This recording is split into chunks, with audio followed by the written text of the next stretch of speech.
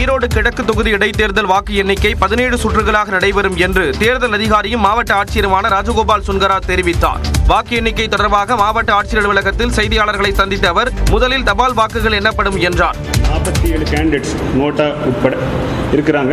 So அந்த சியூலேயே அந்த 47 கேண்டிடேட்டோட result காமிக்கிறதுக்கு ஒவ்வொரு கேண்டிடேட்டுக்கும் 3 நாள் செகண்ட் அந்த ரிசல்ட் காமிக்கும்போது அதுவே ஒரு 3லிருந்து 4 நிமிஷம் ஆகும்.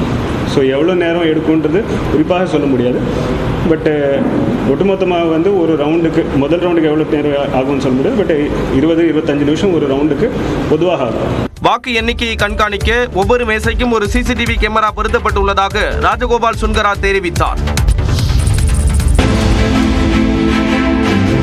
டெல்லியில் சட்டமன்ற தேர்தல் வாக்கு எண்ணிக்கை இன்று நடைபெறுகிறது. மொத்தம் 70 தொகுதிகளை கொண்ட டெல்லி சட்டமன்றத்திற்கு கடந்த 5ஆம் தேதி ஒரே கட்டமாக வாக்குப்பதிவு நடைபெற்றது. ஆம் ஆத்மி, பாஜக, காங்கிரஸ் இடையே மும்முனை போட்டி நிலவுகிறது.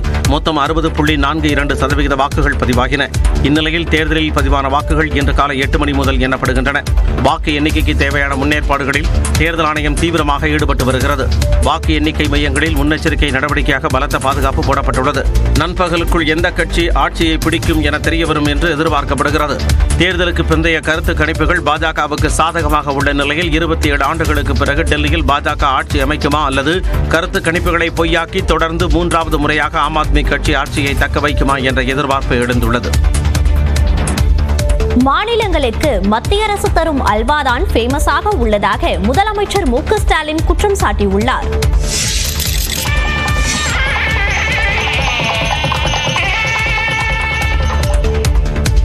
திட்டப்பணிகளுக்கு அடிக்கல் நாட்டி முடிவுற்ற திட்டப்பணிகளை திறந்து வைத்த மாண்புமிகு தமிழ்நாடு முதலமைச்சர் அவர்களுக்கு மனமார்ந்த நன்றிகளை தெரிவித்துக் கொள்கின்றோம். நிறைவடைந்த தாமிரபரணி நம்பியாறு கருமேனியாறு இணைப்பு திட்டத்தை முதலமைச்சர் மு க ஸ்டாலின் தொடங்கி வைத்த காட்சிகளே இவை.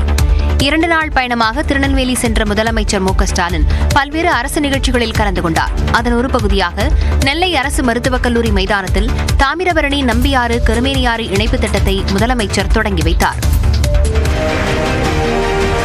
தொடர்ந்து நிகழ்ச்சியில் உரையாற்றிய அவர் நாங்குநேரி வட்டம் வருங்கால்குறிச்சி மற்றும் திருமலை நம்பிபுரம் கிராமங்களில் 2291 ஏக்கர் நிலப்பரப்பில் புதிய சிப்காட் வளாகம் அமைக்கப்படும் என தெரிவித்தார். ஒருநய அருங்காட்சியக பணிகளும் 33 கோடி ரூபாய் மதிப்பீட்டில் நடைபெற்று வருது. வர ஏப்ரல் மாசத்துக்குள்ள பணிகள் முடிவு வர இருக்கு. நெல்லையப்பர் கோயிலில் வரும் நவம்பர் மாதத்திற்குள் வெள்ளித்தேர் ஓடும் எனவும் முதலமைச்சர் ஸ்டாலின் உறுதியளித்தார். திமுக ஆட்சியை வீழ்த்த துரோகிகளின் துணை கொண்டு சதி செய்தாலும் அதனை முறியடிப்போம் என முதலமைச்சர் மு க ஸ்டாலின் தெரிவித்துள்ளார். நெல்லை அரசு மருத்துவக் கல்லூரி மைதானத்தில் நடந்த அரசு விழாவில் உரையாற்றிய முதல்வர் ஸ்டாலின் தென் மாவட்டங்களில் ஏற்பட்ட வெள்ள பாதிப்பிற்கு மத்திய அரசிடம் கேட்ட நிதியில் 1% கூட தரப்படவில்லை என குற்றம் சாட்டினார். நம்முடைய நயினா நாகேந்திரன் கோபித்துக் கொள்ளக்கூடாது. அவருக்கு உண்மை தெரியும். ஆனால் அவர் பேச மாட்டார். நீங்கள் பேசுங்கள் என்றுதான் எனக்கு அனுமதி கொடுப்பார். நாம கேட்டதுல ஒரு விழுக்காட்டை கூட கொடுக்கல. திருநெல்வேலி அல்வான்னா உலகமே ஃபேமஸ். ஆனா இப்போ மாநிலங்களுக்கு ஒன்றிய அரசு தர அல்வா தான் அதை விட ஃபேமஸா இருக்கு. தமிழ்நாட்டின் வளர்ச்சி மீது அக்கறை இல்லாதவர்கள் திமுக மீது அவதூறுகளை பரப்புவதாகவும் முதலமைச்சர் விமர்சித்தார். இப்படி எத்தனையோ பேரை நாம இந்த அரை நூற்றாண்டுக்கு மேலான வகையில என்னுடைய வாழ்க்கையில பார்த்துட்டு தான் இருக்கிறேன். அவங்க என்ன சதித்திட்டம் தீட்டி நேரடியாக வந்தாலும் சரி, அது துரோகிகளை துறைக்கு அழைச்சிட்டு வந்தாலும் சரி, அதை நாம நிச்சயம் முறியடிப்போம். எதிர்க்கட்சியாக இருந்தாலும் தமிழ்நாட்டின் நலன் சார்ந்து கோரிக்கை வைத்தால் அதனை நிறைவேற்றுவோம் எனவும் மு க ஸ்டாலின் தெரிவித்தார்.